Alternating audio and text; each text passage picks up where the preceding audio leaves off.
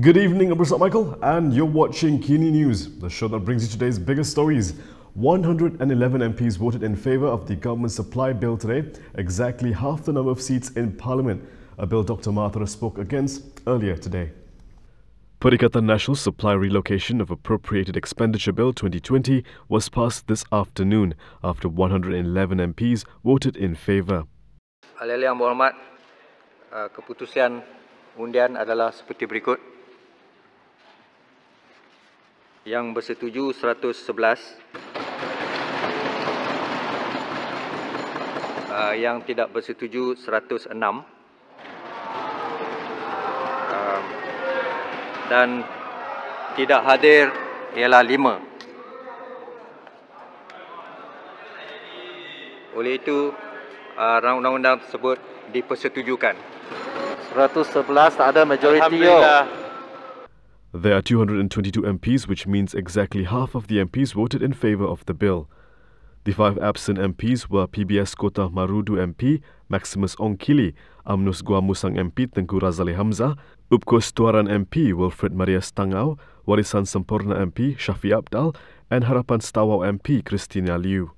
Previously, when debating the Budget 2020 Reallocation Bill, former Prime Minister Dr Mahathir Mohamad, who is now an opposition MP, slammed the Perikatan government spending habits. Dalam keadaan ini, kerajaan sepatutnya kurangkan perbelanjaan supaya kita tidak mempunyai defisit yang terlalu tinggi.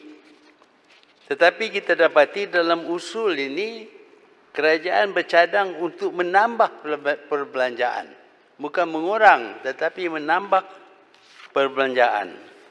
Ini adalah satu tindakan yang tidak bertanggungjawab. Sebagai kerajaan, kita harus urus keuangan negara dengan bijak. Apabila kita mempunyai banyak wang, belanjalah. Tetapi apabila kita kekurangan wang, kita kurangkan belanjaan. The Budget Relocation Bill is to facilitate the Perikatan National Government's move to create new ministries, also a move Mahathir questioned. Kalau dahulu apabila Pakatan Harapan menubuh kerajaan, kita kurangkan bilangan menteri-menteri dalam kabinet dan timbalan-timbalan menteri. Tetapi kita dapati dalam keadaan yang mana wang pendapatan kerajaan ini berkurangan, ditambahnya menteri sehingga lebih daripada 30, dan ada pula menteri-menteri yang istimewa yang menjadi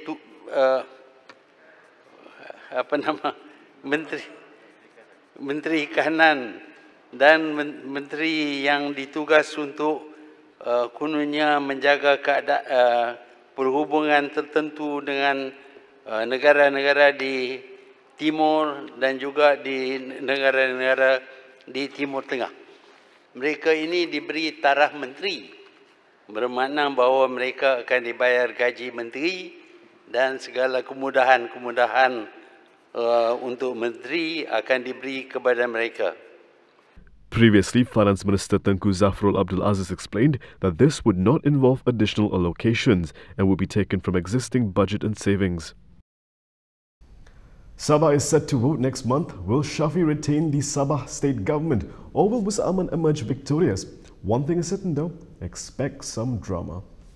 The Sabah state election is set to take place next month, the Election Commission announced at a press conference in Kota Kinabalu this evening.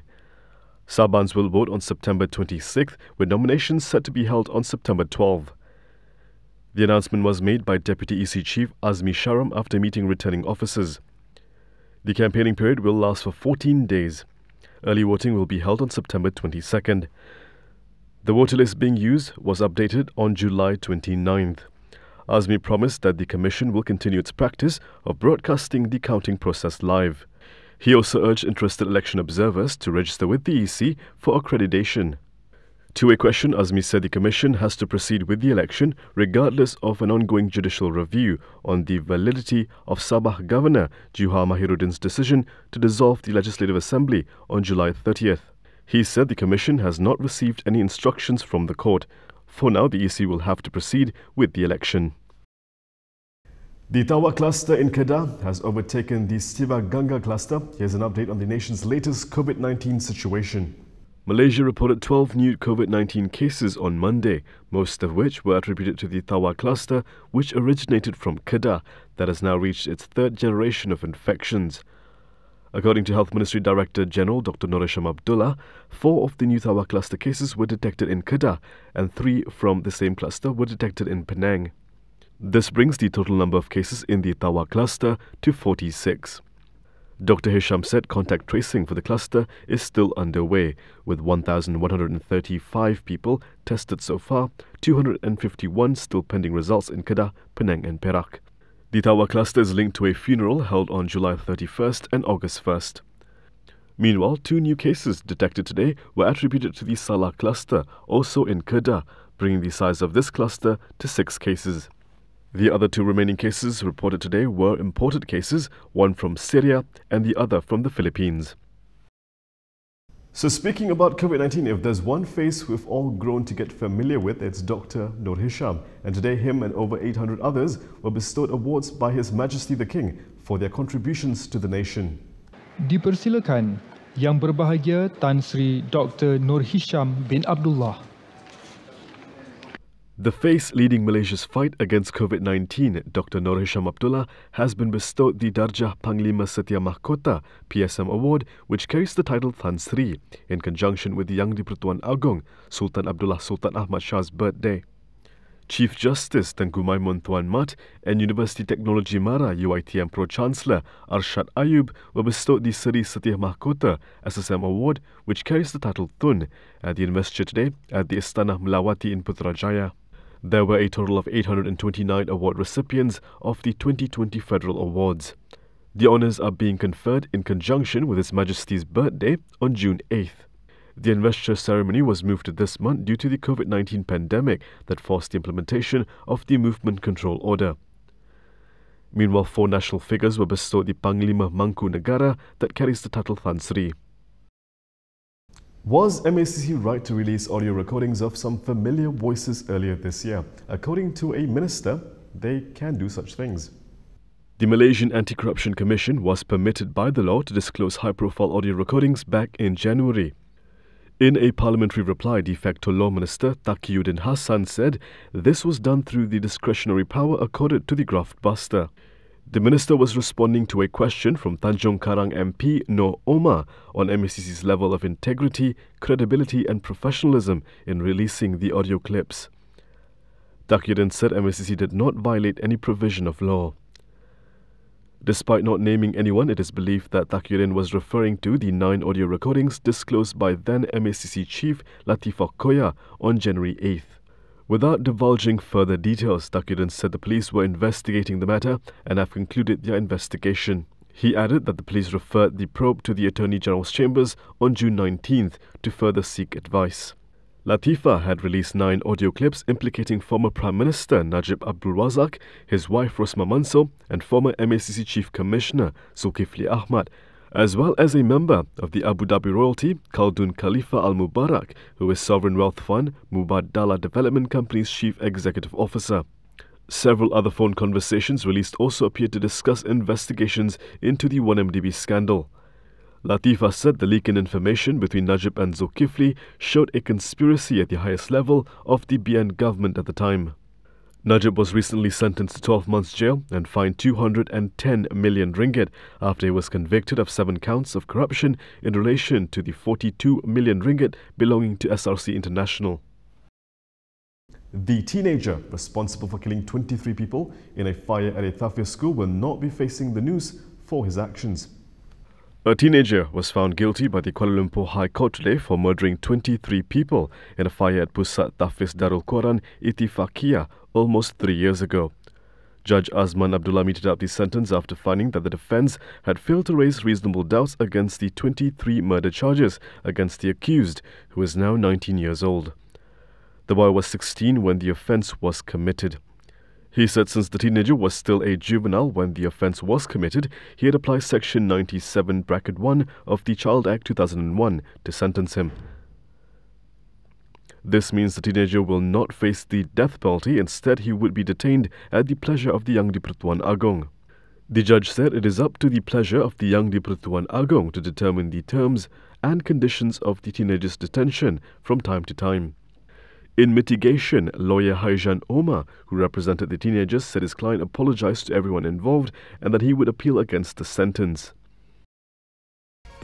Coming up next, more Gulf nations may recognize Israel.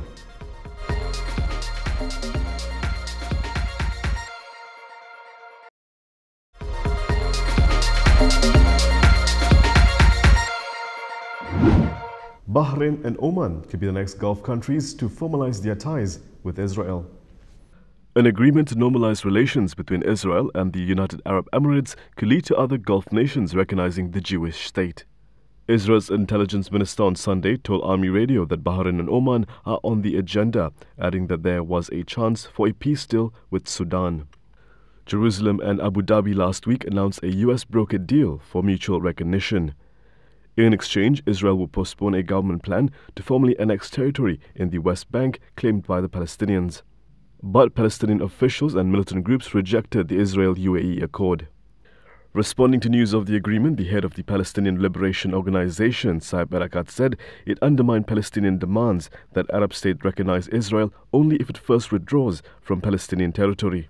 They want Arab recognition of Israel while continuing the occupation. And the United Arab Emirates yesterday stamped the green light for this. On Sunday, Palestinian militant groups in Gaza fired rockets at towns in southern Israel. Israel responded with airstrikes. Senior White House advisor Jared Kushner, who helped secure the deal between UAE and Israel, dismissed these clashes as regular flare-ups, adding that Israel said it would deal with it accordingly. UAE and Israel foreign ministers held their first publicly acknowledged call on Sunday. Israeli Prime Minister Benjamin Netanyahu hailed the deal as historic and said he was still committed to expanding his nation's sovereignty over the occupied West Bank. In the name of self-reliance, India is hoping to mass-produce COVID-19 vaccines. India is ready to mass-produce COVID-19 vaccines when scientists give the go-ahead, Prime Minister Narendra Modi said in his Independence Day speech on Saturday. In annual celebrations held at the 17th century Red Fort and scaled down due to the pandemic, Modi identified health and economic self-reliance as the key priorities for his government. Not one, not two, but 3 vaccines are being tested in different phases in India. When we get the green light from scientists, then there will be a production on a large scale. At the event, soldiers who ceremonially welcomed Modi had been under quarantine for days before the event. Only around 4,000 guests were allowed and made to sit 6 feet apart while medical booths were set up for any attendee showing COVID-19 symptoms during entry. Modi also launched a national project to roll out health identities for each citizen in the country of 1.3 billion. Modi said in his 7th Independence Day speech that records of every health test, disease, medication and other details will be kept under a health ID. And that is all from me today. For more stories, you can go to KiniTV.com. You can also follow us on Instagram, Twitter, YouTube and Facebook for the latest news updates. We'll be back with more tomorrow, same time, same place. I'm Prasad Michael. Thank you for watching.